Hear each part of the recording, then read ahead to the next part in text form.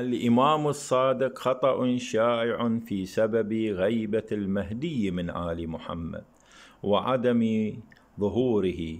تقبل الله أعمالكم أيها الأحبة. اليوم سوف نتكلم ما ذكره إمامنا الإمام جعفر بن محمد الصادق في الخطأ الشائع في أذهان الناس في سبب غيبة المهدي عجل الله تعالى فرجه الشريف وعدم ظهور الإمام الحج. يسأل الإمام جعفر بن محمد الصادق سلام الله عليه عن سبب غيبة الإمام وسبب عدم ظهور الإمام، فيجيب الإمام: سأل عبد الله ابن الفضل الإمام جعفر بن محمد الصادق عن علة غيبة الإمام القائم، قال عليه السلام: إن لصاحب هذا الأمر، يعني الإمام الحجة، غيبة لا بد منها يرتاب فيها كل مبطل. كل واحد يطلع على حقيقته، كل مشكك تطلع حقيقته وإنكاره للإمام الحجة وتشكيكه وتسقيطه بالإمام واستهزاءه بالإمام، بحيث أن هذا منخل يطلع الجواهر. واضح إن شاء الله؟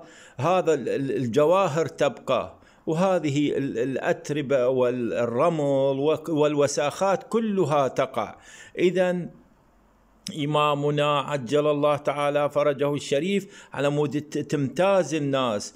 قال عبد الله بن الفضل: ولما جعلت فداك؟ يسأل الإمام الصادق: ليش غاب الإمام؟ قال الإمام الصادق: لأمر لم يؤذن لنا في كشفه لكم. قال ابن الفضل، يعني عبد الله بن الفضل: فما وجه الحكمة في غيبته؟ قسم من الأخوة يجي يقول بعدهم ما كملوا أنصاره.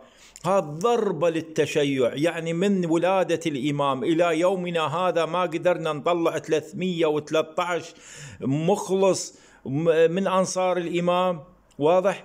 قسم يقولون لا، لأنه خائف من العيب، ذلك من العيب. قال الإمام الصادق عليه السلام: وجه الحكمة في غيبته وجه الحكمة في غيبات من تقدمه من حجج الله تعالى ذكره، أن وجه الحكمة في ذلك لا ينكشف إلا بعد ظهوره. سمعوا يا أحباء رسول الله، يا من تنتظرون المهدي الموعود، يا من تنتظرون الحجة. لا يجي كل واحد يجتهد من يمه. واحد يقول لا ما كملوا الأنصار مات 313، فيجي يطعن بالشيعة ويقول لهم أنتم معقولة من الغيبة الصغرى إلى يومنا هذا ما سووا لكم 313 إنسان خير. كما لا ينكشف وجه الحكمة لما أتاه الخضر، واضح، عبد الصالح عليه السلام، من خرق السفينة. موسى كليم الله ولا يعلم ما وجه الحكمة، وقتل الغلام من قبل الخضر، وإقامة الجدار لموسى عليه السلام. شنو وجه الحكمة في أفعال الخضر عليه السلام هذا العبد الصالح؟ إلا وقت افتراقهما. من قال هذا فراق بيني وبينك، الآن بين له السبب. يعني لا يجي واحد يجتهد، لا نعرف سبب الغيبة لإمامنا، مو لأنه أنصار ما كملوا، مو لأنه خاف واحد يجي يقول هو ما مهيئ نفسه للظهور، مو لأنه البيئة ما ساعد، مو لأنه هاي كلها اجتهادات يرفضها الإمام جعفر بن محمد الصادق. قال: يا ابن الفضل، إن هذا الأمر أمر من أمر الله، وسر من سر الله، وغيب من غيب الله. ومتى علمنا أنه عز وجل حكيم صدقنا بأن أفعاله كلها حكمة.